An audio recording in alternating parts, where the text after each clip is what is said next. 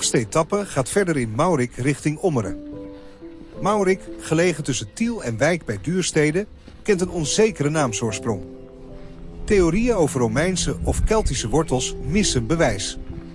Oude bewoning is er, sporen uit de bronstijd en een Romeinse boerderij, verlaten door Frankische invallen en wateroverlast. Permanente bewoning dateert waarschijnlijk van na de 7e eeuw, mogelijk rond 900. In 997 wordt Maurik als Malderikke voor het eerst genoemd. Saffatijn van Mauderik bouwde in 1270 een burcht. Later kwam deze in handen van de van Culemborgs. Na conflicten was het kasteel in 1470 verdwenen. De stuw bij Amerongen creëerde het eiland van Maurik, nu een recreatie- en natuurgebied met restanten van steenfabrieken. Een ingrijpende gebeurtenis was de evacuatie in 1995. Vanwege dreigende dijkdoorbraken werd het gehele dorp verplicht geëvacueerd. De Betuwe bleef uiteindelijk droog en na enkele dagen konden bewoners terugkeren.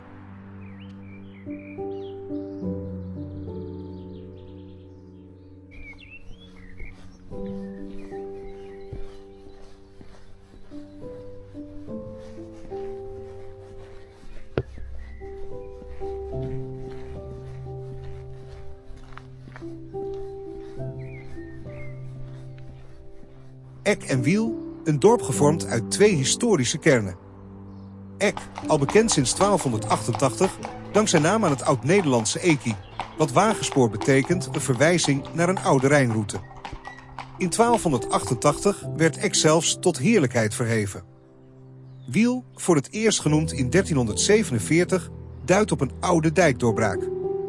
Gelegen aan de Nederrijn met een veerpont naar Amerongen, was Wiel aanvankelijk belangrijker.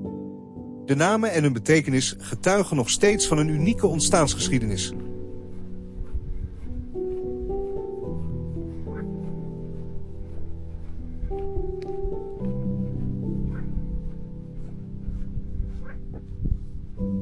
Niet ver van Inge, in de Betuwe, bloeide een andere historie, die van de fruitteelt. Al in de 17e eeuw stond de streek bekend als de gemeene appelkelder van Holland en Friesland. Tegen 1897 werd het in een tuinbouwblad treffend omschreven als de fruittuin van Nederland. Met name de meikersen waren zeer gewild. Toch liep het rivierengebied achter bij de landelijke overstap van hoog naar laagstamteelt. Kenmerkend waren de gemengde boerenbedrijven. Op kleine, vaak door vererving versnipperde percelen op de vruchtbare stroomgronden combineerden boeren akkerbouw, veeteelt en fruitteelt in de traditionele boogert.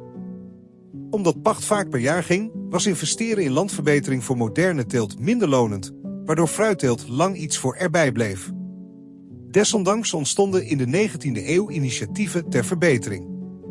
Baron van Brakel zette zich zijn leven lang in voor betere teeltmethoden, met zijn landgoed Den Eng als proeftuin.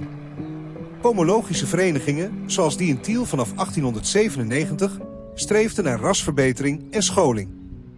Succesvolle veilingen in Tiel, Geldermalsen, Kesteren en Zaltbommel volgden.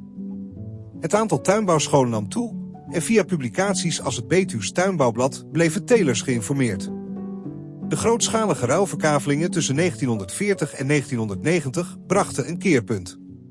Dit maakte schaalvergroting en specialisatie mogelijk, mede door de ingebruikname van voorheen ongeschikte komgronden. Laagstamteelt werd dominant. Al verdween de karakteristieke hoogstamteelt niet geheel, getuigen bewuste keuzes zoals de aanplant van hoogstamkersenbomen in Liende in 1990.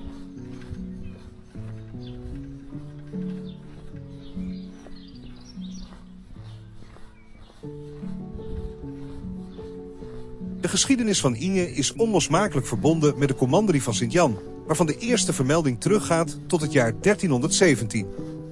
Een tastbaar bewijs hiervan is het wapen van de orde, dat nog altijd te zien is op een pilaar in de plaatselijke kerk.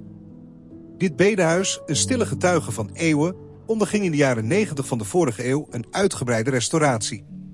Binnenin springen diverse historische elementen in het oog, een uitzonderlijk oud doopvond, waarschijnlijk daterend uit de 12e eeuw, en een imposante 17e eeuwse kansel, die in 1952 zijn huidige prominente plek kreeg.